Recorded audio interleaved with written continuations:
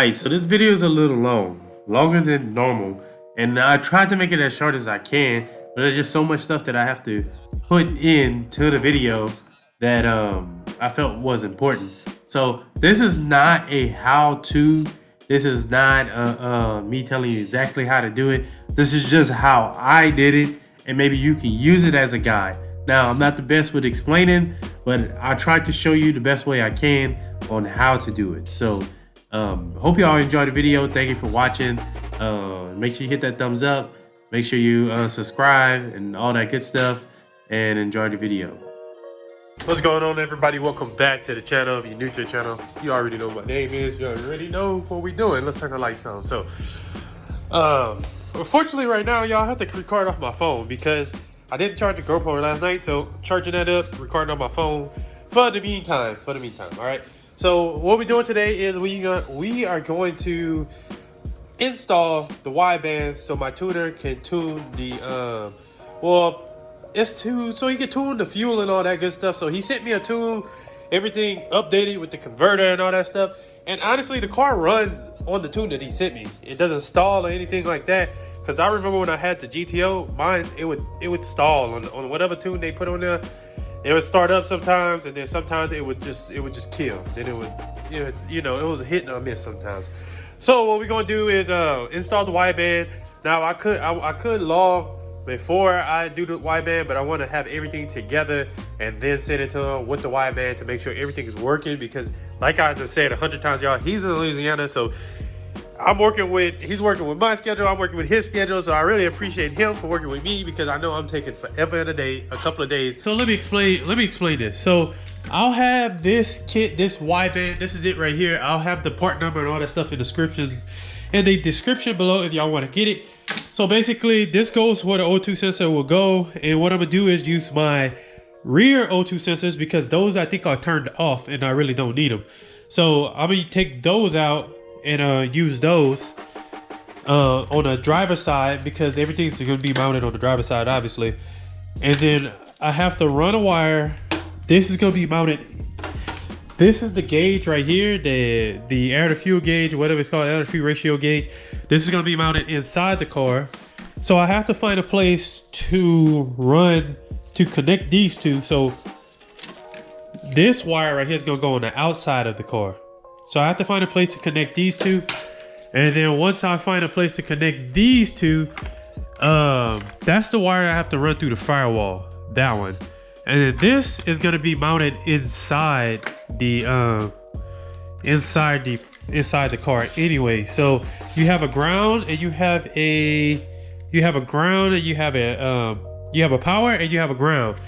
And it goes into the OBD port, and then I can plug my MPVI2 into that. So and then that obviously, I hope I explained this right, but this plugs into the back of the gauge, and I'll explain it again because I'm kind of all over the place. First thing first, y'all, I'm gonna show y'all everything that I got to help do the job. So I have to jack up the car on the driver's side, and I'll show y'all everything. I'm gonna get everything out of the van right now to show y'all what I have to do it. All right, y'all, so first off, I got this tool right here. It's to grab the wire. I'll show y'all real quick. Actually, it has a LED on it too. So, see, it's to feed the wire through. It's flexible, very flexible and everything. It's just to help feed the wire. That's why I got it. Something good to have. I got zip ties. I had already bought some, but I bought more zip ties. I got wires. I also bought a fuse tab. Where's that at? Let me find it. Okay, so I got fuses right here, fuse tap, and I'm just gonna tap into the fuses inside the car. Instead, I was gonna do the exterior, but these are like mini fuses, or I don't know what type of fuse this is, but I know it's not what's regular. It's regular for this car, but here are just regular fuses right here, and the fuse tap right there, and some extra wire just in case I need some wire to extend the power. The ground is not hard. The ground is simple. You just find a bolt, you ground it to there, crimp it into one of those little into one of these right here. You put it in here, crimp it, put it on a bolt. That's bare metal. So that's simple. So first what we gonna do is and y'all, I'm gonna apologize and let y'all know that in my videos, I be all over the place. I'm ADHD, so I can't help myself sometimes.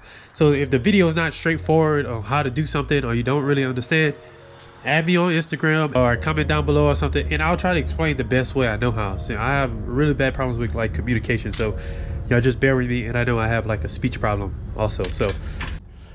So I do have to feed the wire in there somehow, and I want it to look, it's most likely going to be permanently mounted, and I want it to look I don't want it to go over the door or anything like that. There's a rubber grommet right here on the driver's side where all the wires go in, because you have your steering shaft right there.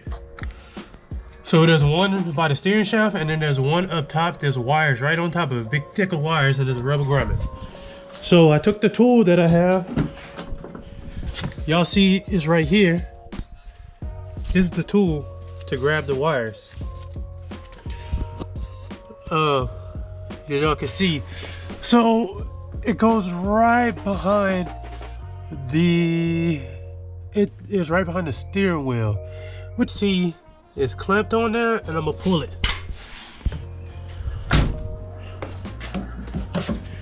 This is a whole lot easier if you have somebody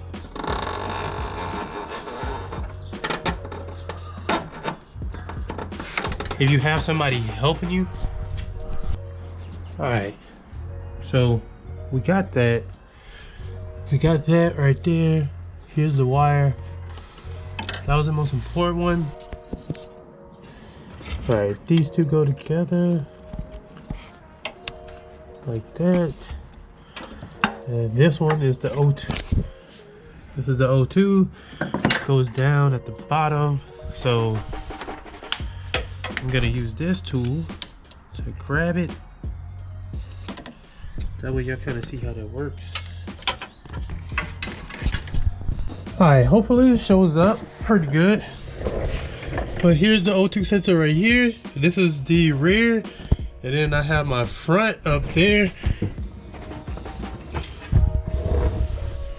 Oh, your boy is struggling.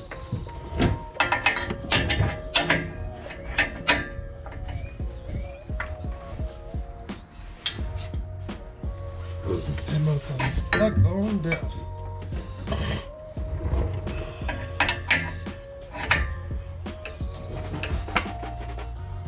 See if I can get a cheetah bar. Hey y'all, after a whole hour, I've been working on getting an O2 out in a whole hour. So what I'm gonna do is I'm gonna do the passenger side, because it's ridiculous how hard it is to take this stuff out, to take it out. But y'all can see I damn near almost stripped the damn thing, and then all right. So what I'm gonna do is put it on a fuse tap. It's pretty simple. So basically, you get your little test light. They're really cheap, probably like 10 bucks, honestly. Take the test light, find your ground. Well, you don't have to find a ground. You just ground it somewhere. There's a port on top of the fuse where you can touch, and it'll tell you if it has power at the moment. So, y'all see how this lights up? That means whatever fuse this is getting power. Whatever fuse this is, it doesn't get power. So this one right here, which is, honestly, I think that's a cigarette lighter in the back. This one gets power constantly. That one does. This one doesn't. So we're gonna test to see if this one has power. It has power all the time. So this is a spare. So I connected it to the rear cigarette lighter. Right now I have the key in the car. As you see, testing it, it lights. That means it's on. Turn the key off. Y'all can hear the beeping. Testing it, low light. That means it turns off. So what that means is whenever I go to, let me take this out. So that means that the gauge is only gonna pop on whenever I turn the car on. Wiring is pretty simple. You got a positive and you got a negative. Well, you got the power and the ground. And basically, so this is a fuse tap. You can get this from O'Reilly's or AutoZone. Basically, this is gonna be the power. The black is going to be the ground. So I have to put this in here, and I'm gonna cut a little bit more wire.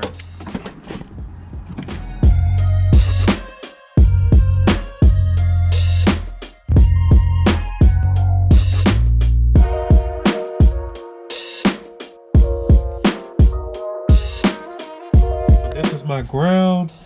This is gonna be my power, and I'll show y'all exactly how it goes in there, and we'll see if it turns on. Into the fuse box.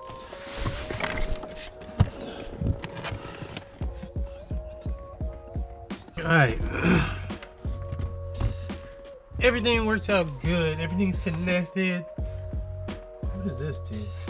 Oh, okay. Too many wires, like I said. This gotta go over here. I'm gonna unplug this because I just want to make sure it has getting power. So this is the cable is gonna get power from. It goes in here like so.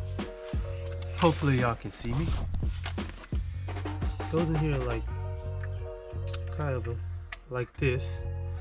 So this is the moment of truth. So right now, obviously there's no power, but as soon as I put on the accessory, there we go.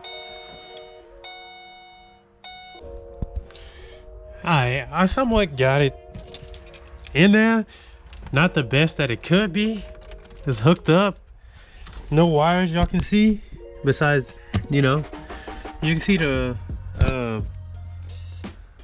power wire, but I'm just the type of person, like, I don't build the car for show. I mean, as long as it doesn't bother me, then I'm good. I don't care who else it bothers.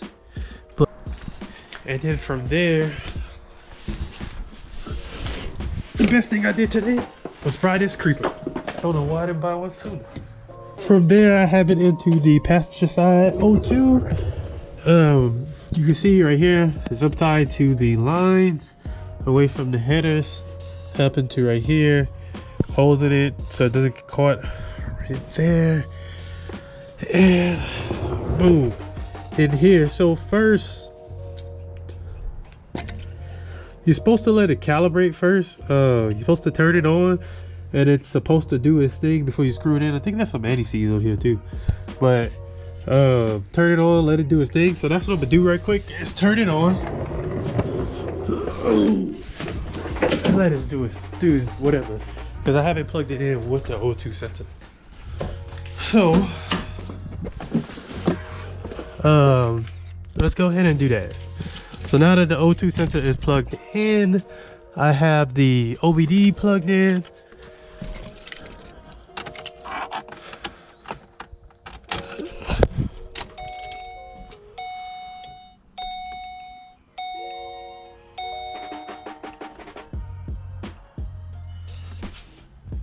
What it do? Heat. So Gus told me you're supposed to let it calibrate. It's gonna keep going up, and then it's gonna do a couple little things, and once it's sit in the same spot for a couple of seconds, that means it's finished. All right, let's see what it do. Turns on.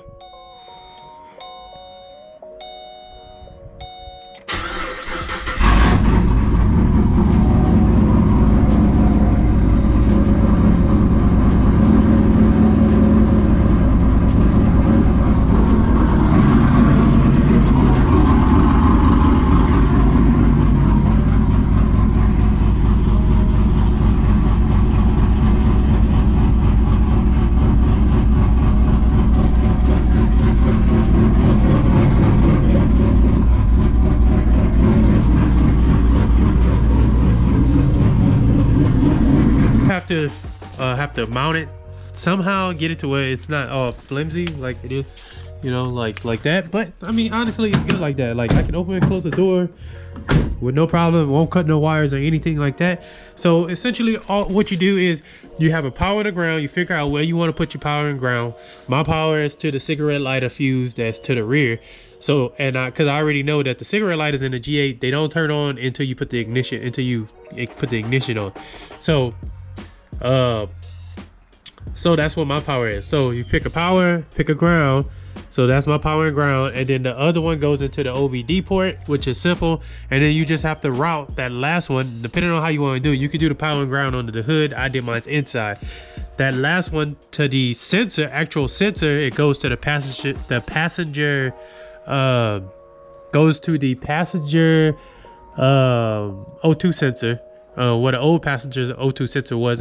Basically, I have it run it down right here from the firewall. That rubber grommet runs down underneath, goes around the transmission and to the passenger side. So that's how that goes. I don't think it makes a difference whether you do the driver or passenger side, because they should be equal.